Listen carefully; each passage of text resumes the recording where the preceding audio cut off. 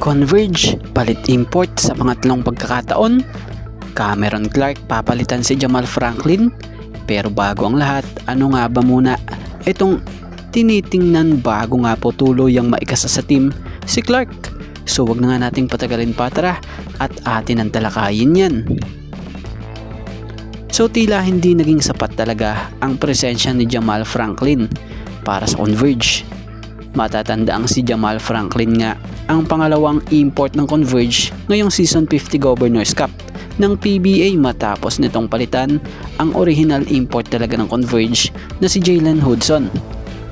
So sa kasalukuyan nga po, etong pumalit kay Jalen Hudson na si Jamal Franklin ay tila maaaring mapalitan na din.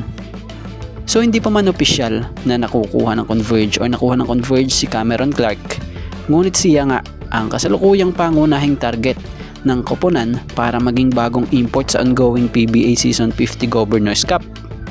Ayon nga sa ulat ng Fast Break, batay sa nakapaloob rito, credit din po at maging sa Abante Billionaire Group's Homer Sison.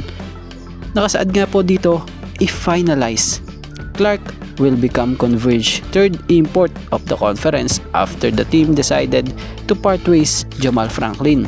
So yun, si Cameron Clark nga ang inaasahan na bagong import na siyang target para sa mga natitira pang laro sa PBA Season 50 Governors Cup.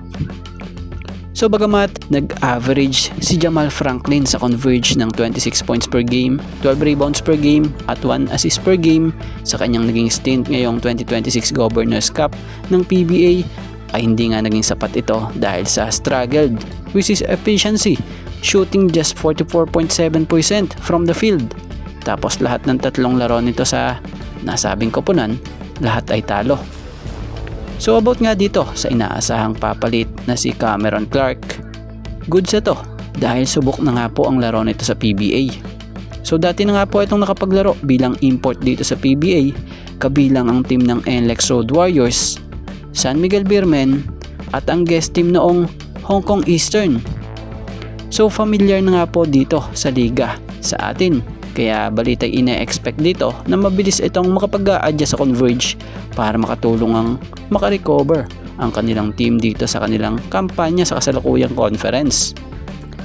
So karagdagan lamang para naman dito sa tingin at opinion natin sa palagay natin dito, no, maaaring goods talaga din kung yung Cameron Clark talaga na ang masasama sa lineup nitong Converge, lalo't kilala si Cameron Clark na may katatagan nga sa pagdepensa at mahusay na rin protector at maaasahan sa rebounding. Maaasahan sa laro din sa ilalim gamit ang low post maging ang mid-range sa opensa. Ito din yung import na team player talaga at di buwaya. At ang pinakamahalaga, yung pinaka may tutulong pa niya sa team, yung karanasan niya at pagiging kabisado sa PBA. Kumbaga, di na nga kakailanganin ng mahabang adjustment dahil na rin kung titingnan mo, ang laro nga niya ay halata mo at kitang kita mo pa lang na may mataas na itong basketball IQ.